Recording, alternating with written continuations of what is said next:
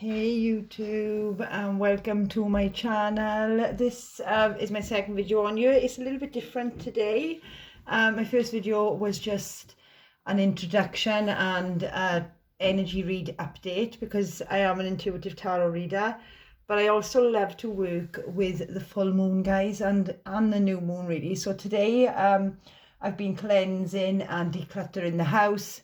Or just to let you know, my kids are upstairs doing exactly that to their bedrooms. So if you hear any clunking and banging about, just know it's just them redesigning their bedrooms. They're having a full moon cleanse as well, I think. But I've cleansed the whole house today. I've had a spiritual bath. I've really set some intentions on what I want to get rid of, because with the full moon, it highlights all our shadows. It can be quite an emotional time for a lot of us if we're holding on to things that we really need to let go of. The full moon has a funny way of like emphasizing everything and bringing it all up to the surface so we can release and heal and clear and let go, ready to bring in new stuff with the new moon. But I thought I'd do a little video today just to show you how I make my full moon oils. Now I've been doing them in little doses for the past couple of months, and either wear them, or you can put them on, you can dress candles with them, or you can burn them in an incense burner. But I thought I'm gonna make some for my new shop that I'm opening very soon, so I'm gonna do this in quite a large bowl and quite a large jar. So I thought, why not, I may as well record it and show you guys what I'm exactly doing. I use rapeseed oil, organic rapeseed oil, as my base oil, guys, but you can use anything, coconut oil, jojoba oil, whatever is best for your preference. As long as it's organic and natural, it doesn't really matter. And working with this full moon, I just want to say it's full moon in Pisces tonight, so this is all about our dreams. It can be a very dreamy, a very illusionary type of energy. So if there's any illusions regarding your dreams, I want to say, or what you want to manifest, that will be massively highlighted. So for myself personally, I've really been on my spiritual path and really been learning how to heal all aspects of myself, especially my spiritual self, dealing with karmas, past life issues, traumas from childhood, etc., which we've all got. So my theme, which I've gone for, I'm only going to put one oil in, and it's frankincense, because my theme based around this full moon being in Pisces, my Venus is in Pisces in my astrology chart, so that goes to my love life and my fourth house, which is families and commitments and things. So I really wanted to just do, and it's something that has troubled me for a lot of my life, my relationships, that was my main healing, so I have gone for frankincense just as my main oil, and a lot of crystals, if I'm going to be honest. But I'm not going to keep them in the oil. I'm just going to infuse the oil with them tonight, and then I'm going to drain the oil. I'm going to leave the flowers and things in there, which I'll go through, but I will drain the crystals out. But considering that I'm using it for spiritual healing as far as my relationships are concerned, I'm going to be adding in some rose quartz for my love, for my heart healing. I can't think of his name now, my clear quartz crystal, sorry. My clear quartz for my intuition, for my third eye. I've also gone for a piece of green calcite for healing, because this is healing and forgiveness, forgiveness for ourselves and forgiveness for other people that have hurt us. And this is a massive thing that I'm working on right now, is not forgetting, but healing, I guess. Traumas and past pains that people have betrayed me, or things that have happened in my past that we hold on to sometimes, and if we don't forgive, that eats us up, so it's a massive thing that I am trying to heal inside of me. And I've also got a piece of amethyst, which is really good for psychic abilities and protection. Got this beautiful stone. I really can't remember his name, but I know that it is really, really good again for the crown chakra and the third eye chakra, and I'm going to pop him in as well. And I've also got, which I haven't I haven't had very long. I bought it last week. I don't know if you can see it in my palm. This is a piece of moldavite, which is a piece of meteor. It's supposed to be one of the strongest and most powerful stones to use, and I really felt a shift in my energy since I've been working with it all week. You know, it's really uplifted me. It's a stone for transformations, which I am going through right now, so I'm also going to pop that in. And I've also got a few just chips of crystals in there, all mixed different chips, some green agate, some calcite, a few little bits, so I'm going to pop all them in there as well. So let's get started. So first I've cleaned this out with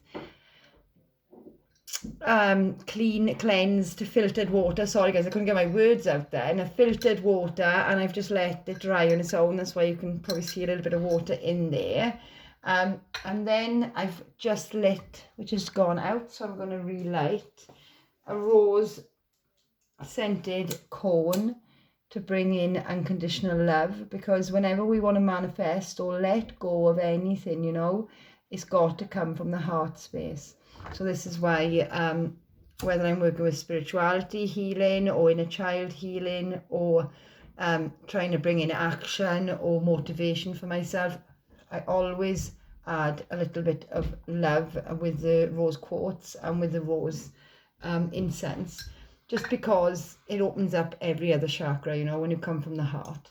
So, and I'm also going to put in, now I'm the type of witch, intuitive, whatever you want to call me, who likes to, you know, gain knowledge from other people's spells and like bits, but I like to add bits into myself. So my little add on to this oil is black salt. Now I've been using this, it's just I think it was £5 on Amazon. It's just a plain black salt from Pakistan, and I've been using it in my spiritual baths and my protection cleansing rituals all month, and it has massively helped me. So I'm going to add a pinch of this into the oil just for protection and just for any evil eyes that have been put on us, basically return to sender type of thing. So I'm going to put the salt in first, 3 pinches, one, because it's such a big jug. 3 pinches of the salts. Then I'm going to add in the crystals, and like I said, I'm going to pop all these in, but I will be removing the crystals after tonight, after it's been infused for 24 hours under the full moon. Probably tomorrow night I might leave it as well. Then I'll remove the crystals but keep everything else in there. So I'm going to put my moldavite in first, because this is one of my main themes for this month, is personal and everything transformation basically. And I'm going to pop the chips in, so just put them all in. A green calcite for forgiveness, the rose quartz for heart healing, our clear quartz for spiritual intuition, our amethyst for spiritual protection, and again this beautiful stone, which I'm sorry, I'm not sure what it's for. That's gonna what it is, but that is for spiritual enlightenment, basically for our crown chakra and our third chakra and our third eye chakra. So I'm going to pop that in there, and I'm also going to put in this stone again. I don't know what name it is, but I do know it's for emotional healing. If somebody could add in the comments. I've only recently bought it, but again, it's massively helped with my healing as well, you know. So I'm just going to pop all them in, and again, the oil will not wreck the crystals. As soon as you get them out there, just give them a wash in clear filtered water and pop them back on your altar to dry then, or whatever, on your windowsill. So after I've put the crystals in, I don't know if you can see that, I've also got all my crystals around me, and I've cleansed my whole space, my altar space, with white sage as well. So the flowers that I've picked are a little sunflower that I've picked from my garden about a month ago, which has been sat here waiting to be used. So sunflowers are really good for solar plexus chakra, which helps with our confidence, which is massive in healing. I've also got some lavender from my garden again. I've been really lucky this year to have been gifted beautiful flowers from my garden. So I'm just going to pick these off, because again, I want to keep the flowers infused in the oils. It's only the crystals I'll be taking out. But if you're just using the oil for yourself, if you're just making a batch for yourself and you've got spare crystals, you know, you can always leave the crystals in there to add more power to your oils.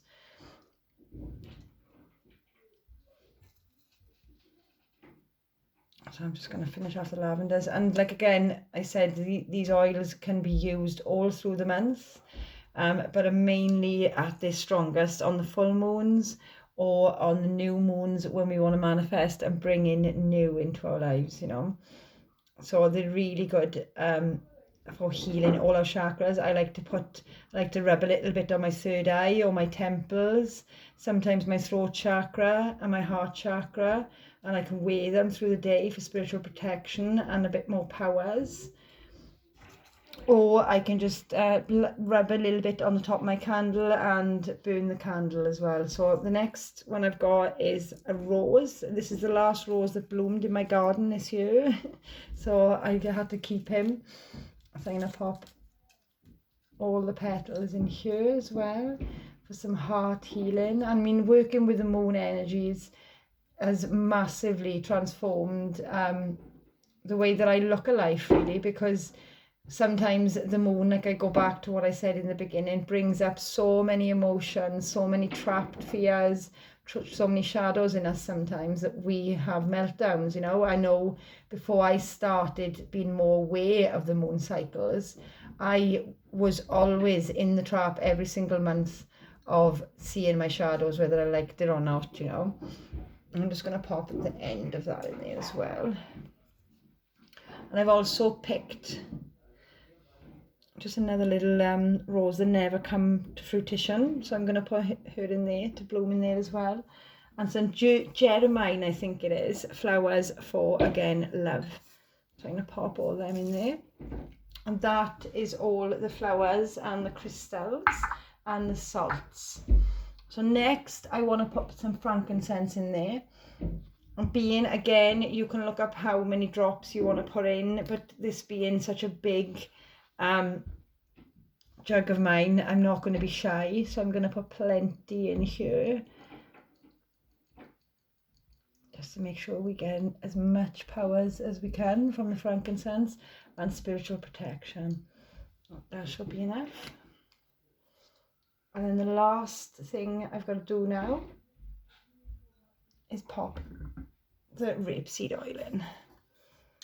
So again, guys, you can do this in a big pot like this and it'll last you months, or you can just do it in a little tiny, you know, a little tiny jar and use 1 or 2 crystals and 1 or 2 essential oils and flowers and things.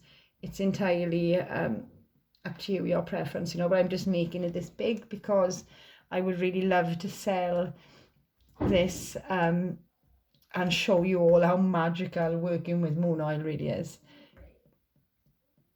I'm not going to fill it to the top. I'm going to fill it about halfway. So that should be enough.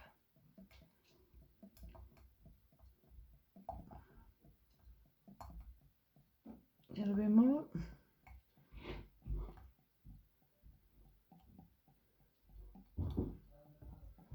And I think that will do. And that looks absolutely beautiful. Oh my God. And there you have full moon manifestation oils. Oil with all my crystals and flowers infused in there. If you'd like to give it a go yourself, just look up on YouTube what would be the best ingredients to use, or you can take a few hints and tips from what I used. But yeah, really easy to make. Now I'm just gonna give this a little shake outside, or a little light rumble, and then I'm going to leave it outside under the full moon overnight tonight and probably tomorrow too, and then bring it in and start using it. So I can't wait. So I hope you found this helpful, and namaste.